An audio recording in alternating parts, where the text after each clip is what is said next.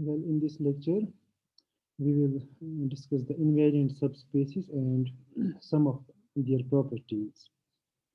We start by a definition of when we call a linear operator to be invariant.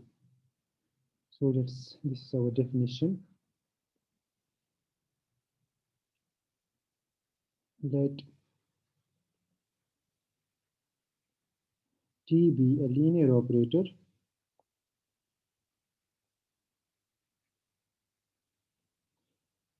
on a vector space V.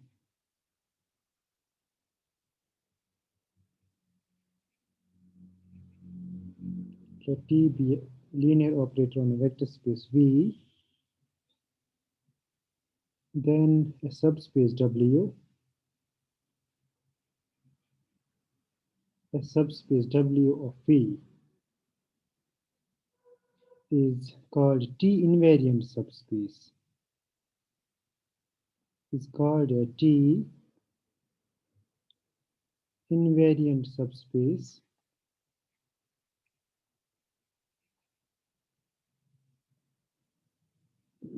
if is called a T invariant subspace of V if T of W is contained in W. That is if T of V belongs to W for all V in W. So the invariant subspace under a linear operator T is a subspace W of V such that the image of W under the linear operator T is contained in W. So this kind of a linear, this kind of a subspace with respect to this linear operator T is known as a T invariant subspace. Before going into the related results of the in these T invariant subspaces, we shall take an example.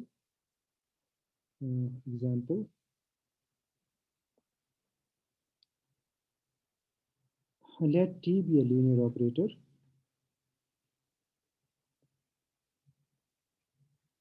Let T be a linear operator on R3 defined by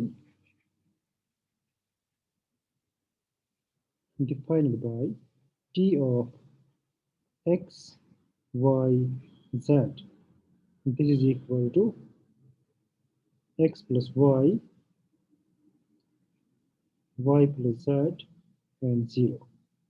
Then this is clearly a linear operator on R3. Now we choose a subspace. Now let W be defined by the set of vectors in R3 of this nature A, B, and 0 such that A and B belong to R. Then we will see that this W is a T invariant subspace of R3. So then if we evaluate T of W, then T of W, this is equal to the set of images of these vectors of the form A, B, 0, where A and B belong to R3. Then this actually equal, now under this linear transformation T of x, y, z is equal to x plus y, y plus z and 0. So T of A, B, 0, this is equal, the first coordinate is A plus B, second coordinate is B plus 0, and the third coordinate is 0. Now this is actually equal to A plus B, then B, then 0. And we can clearly see that this is an element of W. So we can again write it as, suppose let's this A plus B will be something like A1, then B, then 0. Now again this A1 and B are the real numbers. So this is an element of W. So therefore, T of W is a subset of W. So, so actually this is a subset here because we are taking it as a set. So this is contained in W. So therefore, this linear operator T and this subspace of V, then the subspace W of R3 is a T invariant subspace of R3. Now let's take some more trivial examples. So let's do it in the form of an example again. Suppose T is a linear operator on a vector space V. Suppose T is a linear operator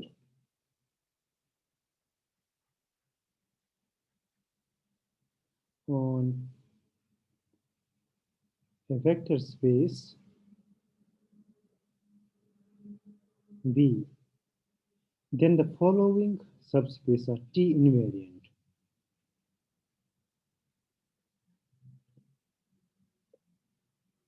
Then the following subspaces of V are T invariant.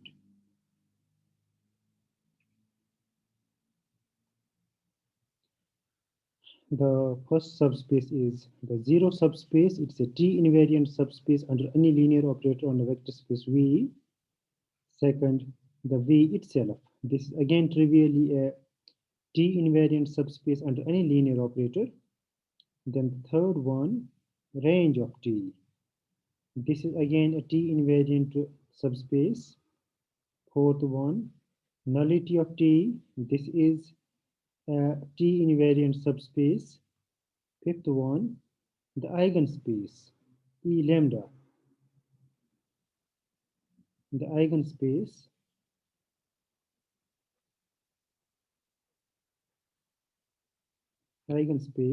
for any eigenvalue lambda.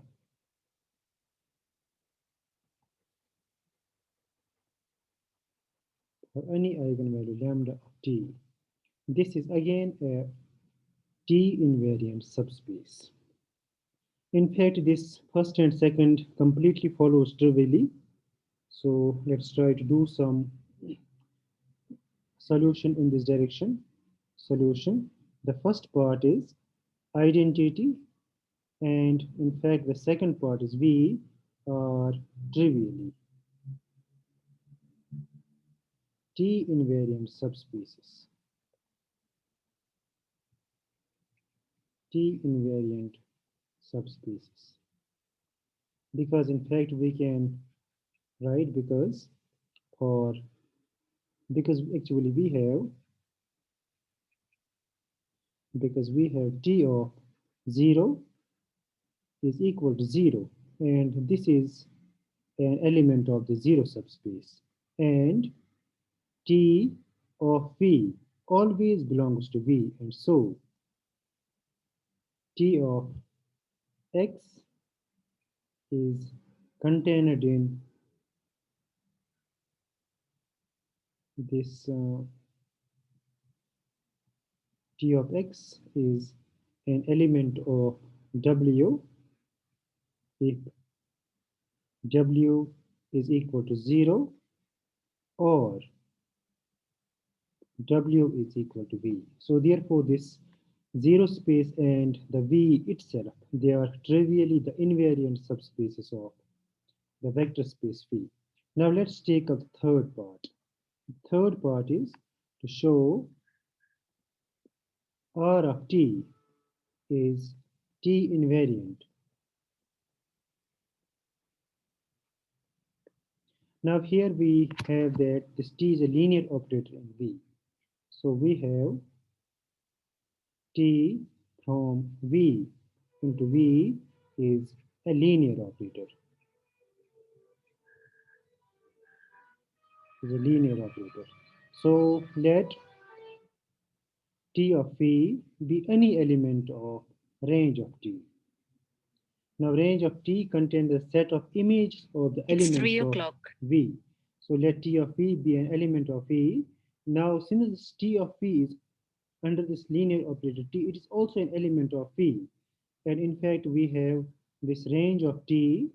It is a subspace of the codomain space, but here domain and the codomain are the same vector spaces. So thus, we can write T of V is equal to U for some U belonging to V. But then, if we evaluate T of U, now this will again be in the range of T, because whenever we choose any element from V, then its image is in the range of T. So therefore, if T of V is equal to U, that means T of U is in the range of T, because this U is equal to T of V, and T of V is an element of range of T, but range of T is contained in V. So therefore, this T of V is an element of V. So once T of V is an element of V, then the image of that T of V is also in the range of T. So thus, range of T is T invariant. Now let's come to the fourth one to show N of T is T invariant. For this thing, we shall choose something from N of T. Let V belong to N of T. Then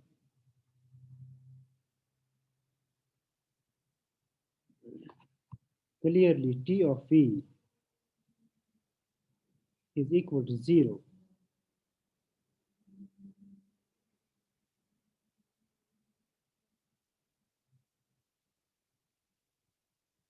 And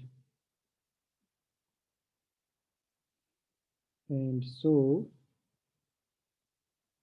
T of N of T is equal to 0 subspace, which is contained in N of T. So that is, because null space of T is a set of those vectors which are mapped into 0 by this linear transformation T. So therefore, T of N of T will be a 0 subspace, and 0 subspace is a subspace of every vector space, so it is a subspace of N of T. That is, we have T of N of T is contained in N of T. So thus, N of T is also T invariant.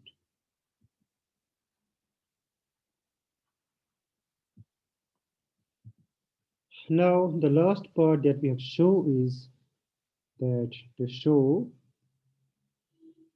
this eigenspace corresponding to lambda is T invariant. Now this is T invariant, and for showing that this is T invariant, we have showed that every eigenvector corresponding to an eigenvalue is transformed into an eigenvector corresponding to an eigenvalue. So let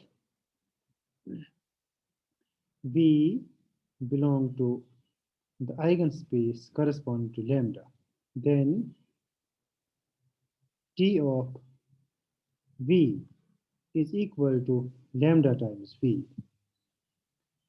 But we know that if we have an eigenvector lambda, then if we have a non-zero eigenvector lambda, then scalar times of the eigenvector is again an eigenvector, provided that scalar is not equal to 0. So now since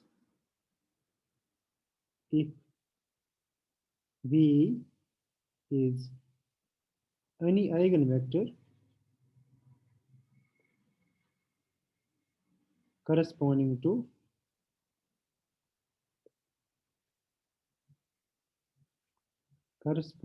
lambda, then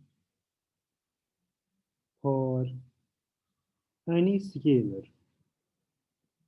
alpha not equal to 0, alpha V is again an eigenvector.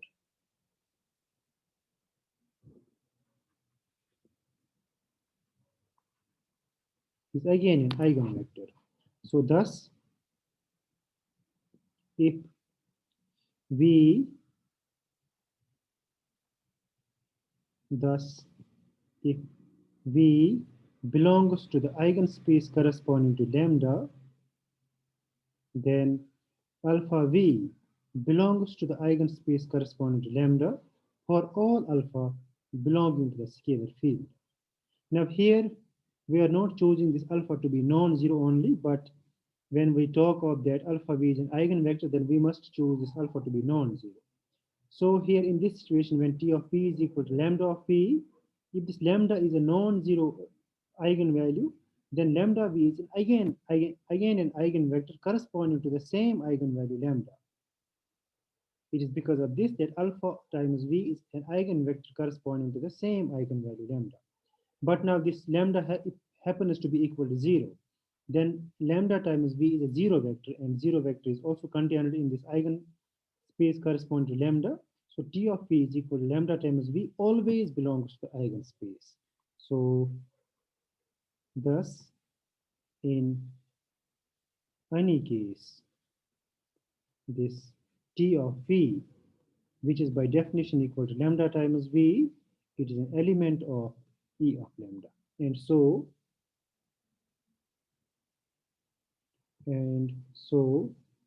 E lambda is T invariant. So these were certain things about the T invariant subspaces.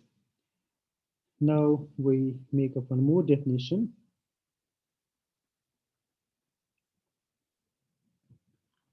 Let T be a linear operator on a vector space V.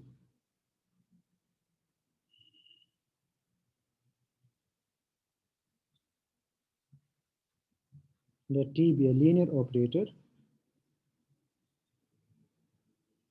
on a vector space V. And let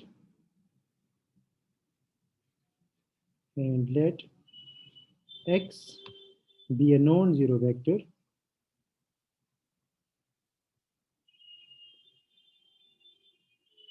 let X be a non-zero vector in V. Then the subspace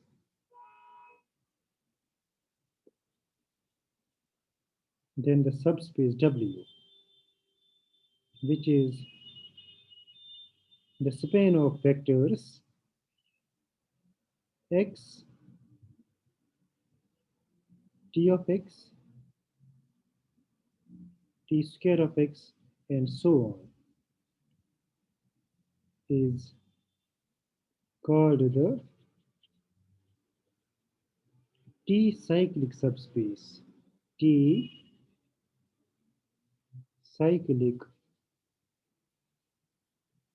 subspace of V generated by X.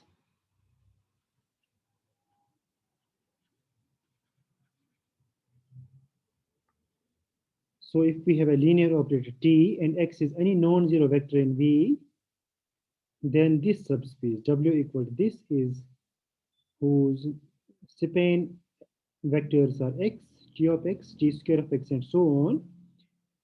Then this kind of a subspace is called a T cyclic subspace of V generated by this non-zero vector X.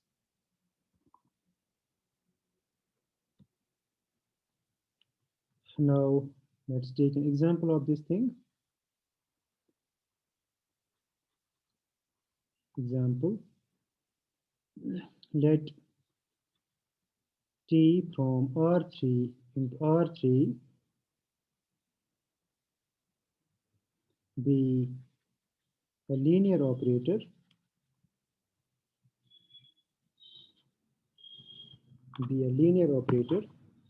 defined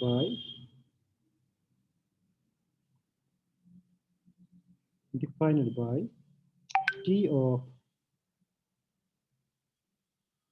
x, y, z. This is equal to z minus y, x plus z, and suppose 2z. Then we shall evaluate, then we shall choose a non-zero vector from R3 and find its t-cyclic subspace. So we determine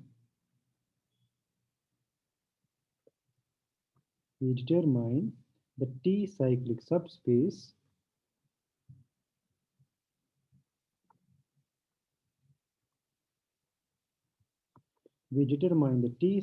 subspace generated by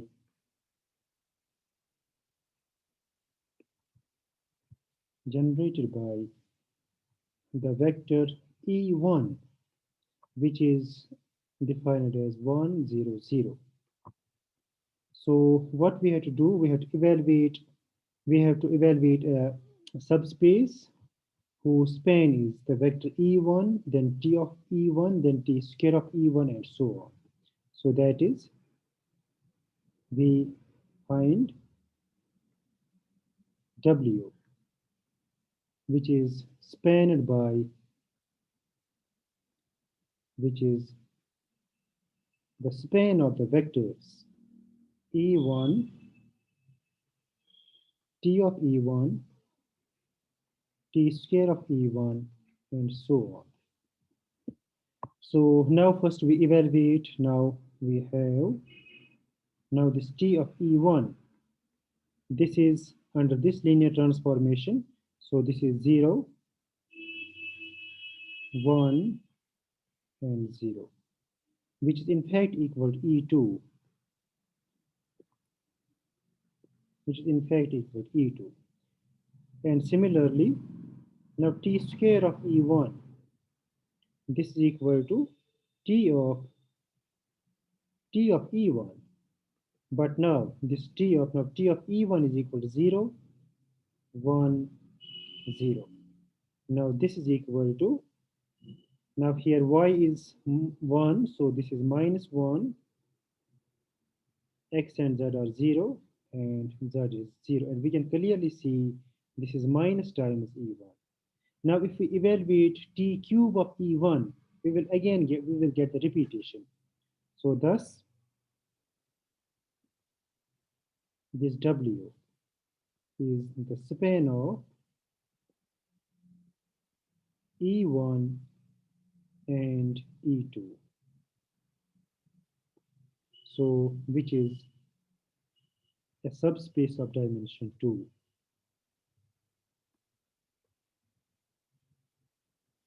Which is a subspace of dimension 2 in R3. So thus a cyclic subspace generated by E1 under this linear operator on R3 is a subspace of dimension 2 in R3. In fact, we can write the elements of this. In fact, we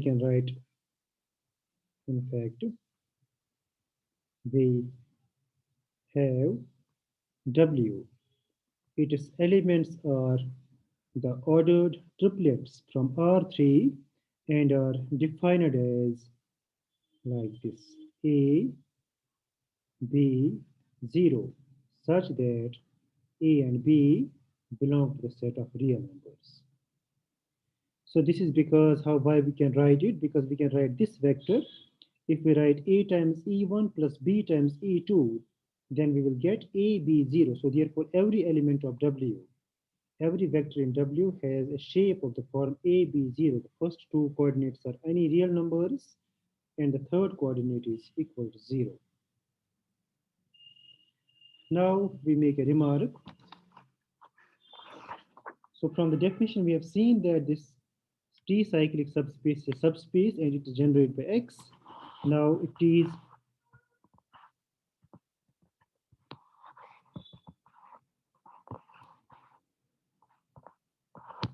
now in fact we make a remark like this. the cyclic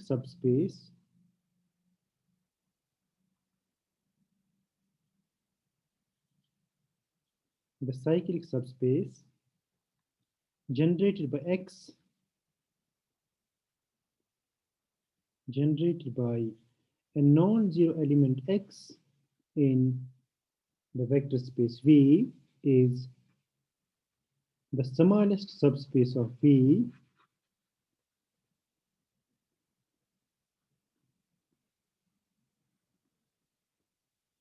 is the smallest subspace of V containing X.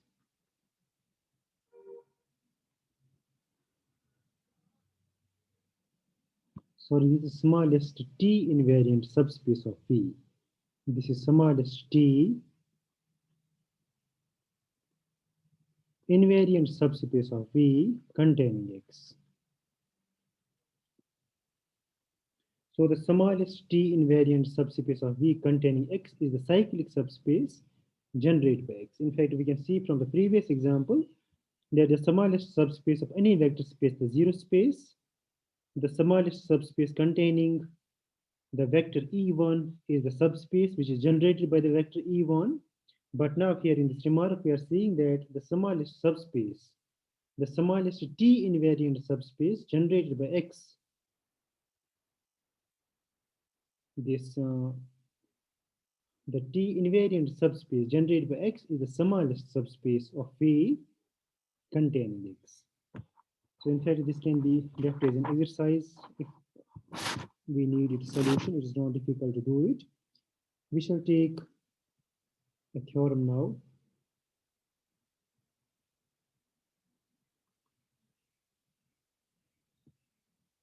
And this theorem relates the characteristic polynomial of a vector space of a linear operator on a vector space V and a linear operator and the linear operator on a T invariant subspace W.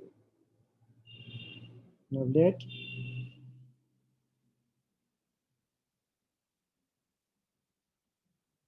T be a linear operator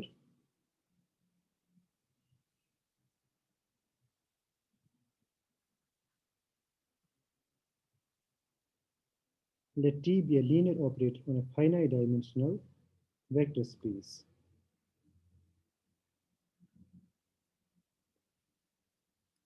On a finite dimensional vector space V and let T and let's choose a T invariant subspace and let W be a T invariant subspace.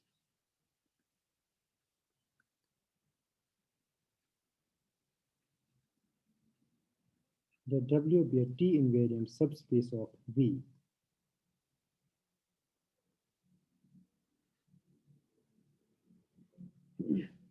Then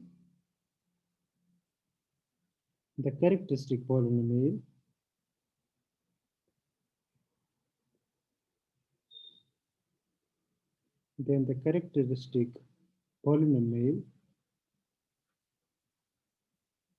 let's call it C of X of T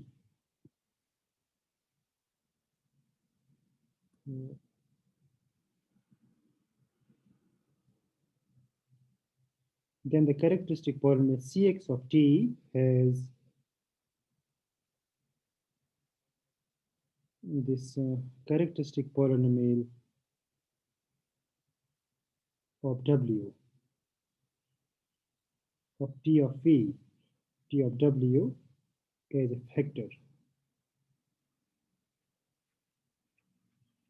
factor where C TW of X denotes the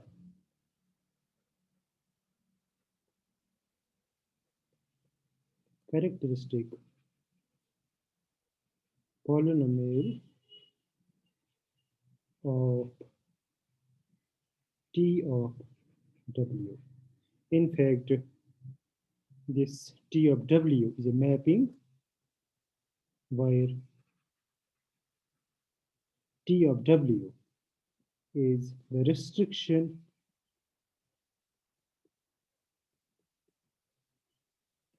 of T on the subspace W. Now here this T is a linear operator from T is a linear operator on V and W is a subspace of V. Then the linear operator, when its domain is restricted to W, when the domain of this linear operator T is restricted to W, that means we are changing the domain from V to W, then the linear operator so defined from W into V, or the linear transformation TW defined from W into V is said to be the restriction of T on W. So therefore this T of W is actually a linear transformation from W into V. So actually here in this situation, we have T is a linear operator from V into V, and W is a subspace of V. Then we can restrict this linear operator on the subspace W, and we will call that linear operator as TW. So it's a linear operator from W into V. Then this linear operator is called a restriction of T on the subspace W. Then in this theorem, we have to show that the characteristic polynomial of T of W divides the characteristic polynomial of T. So that is what the statement tells us, that the characteristic polynomial of T has the characteristic polynomial of TW as its factor. So therefore, we will show that the characteristic polynomial of T of W divides the characteristic polynomial of T. So now let's do the proof.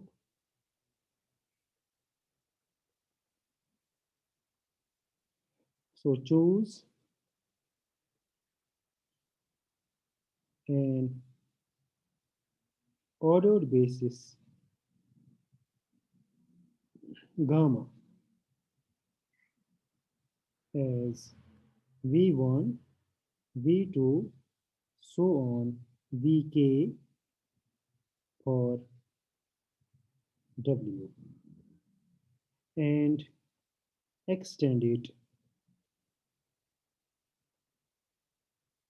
to the ordered basis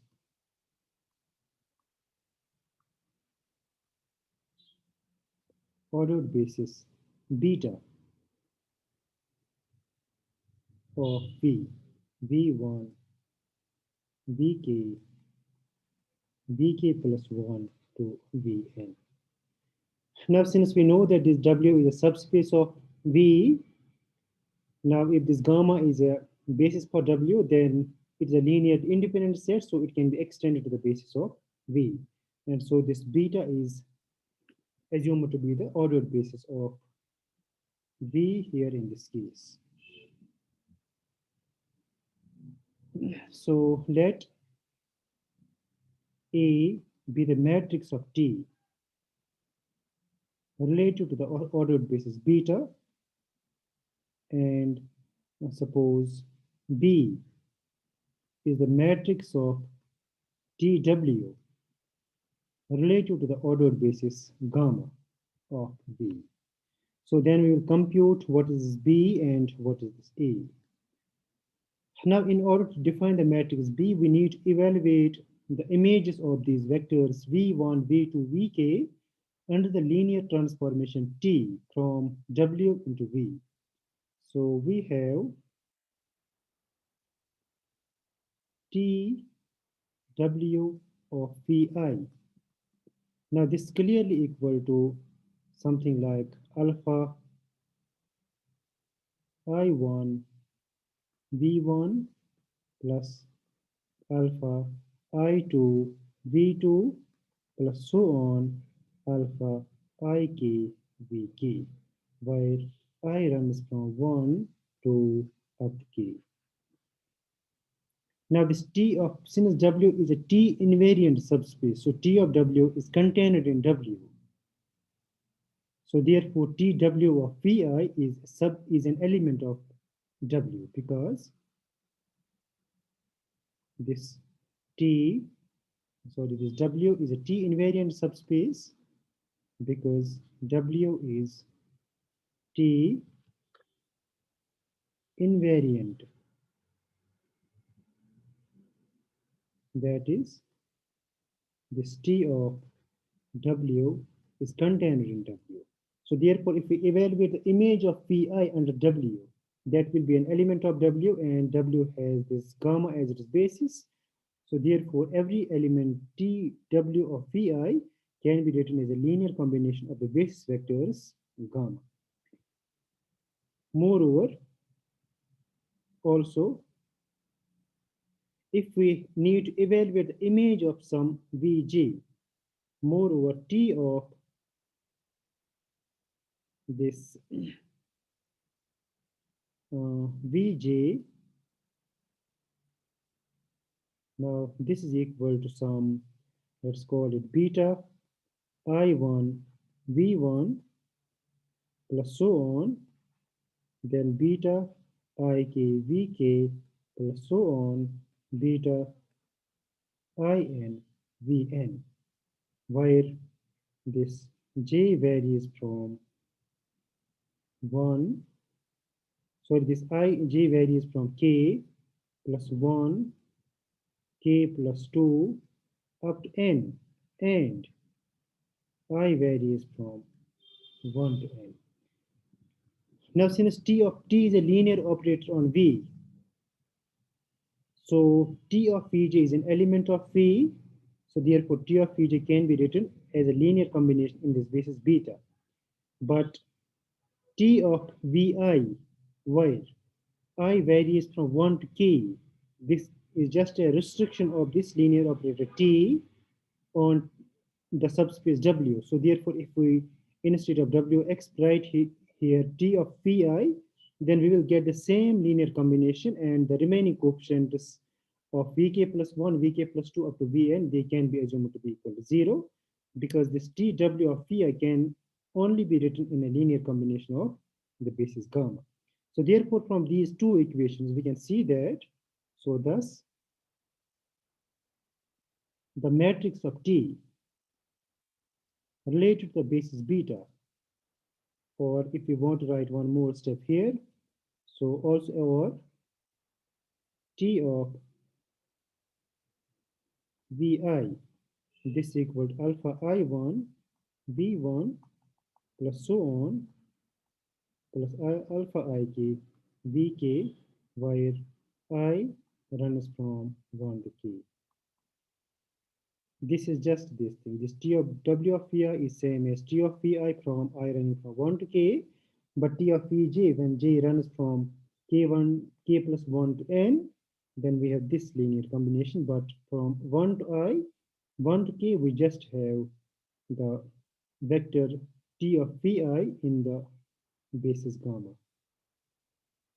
So therefore, this T of beta, now as we know, it is equal to this T of V1, then T of V2, then T of Vk, so on, T of Vn. These are the columns of this matrix of T related to the basis beta.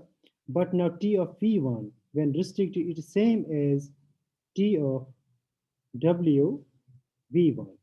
T of V2, it is same as TW of V2, and so on. And the same thing happens from V1 to Vk. Then we have T of Vk plus 1, and the last one is T of Vn.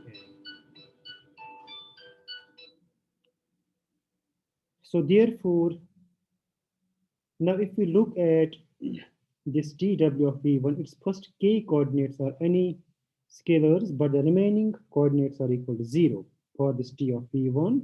So the matrix of this T related to the basis beta has this form. It is here the matrix of the linear operator TW, linear transformation TW, its matrix was denoted by B. So this is just the matrix B here. Then here we must have 0. And here we have some matrix, suppose B1, and here we have something like B2. These coordinates are all equal to 0 entries because the last k minus because the last n minus k coordinates in the representation in the coordinate representation of tw of I running from 1 to k are equal to 0. So thus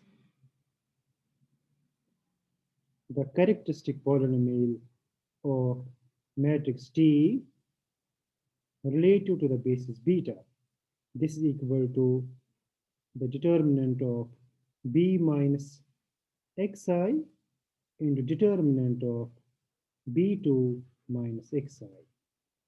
So this implies the characteristic polynomial of T relative to the basis beta. This thing is the characteristic polynomial of TW. So this is the characteristic polynomial of T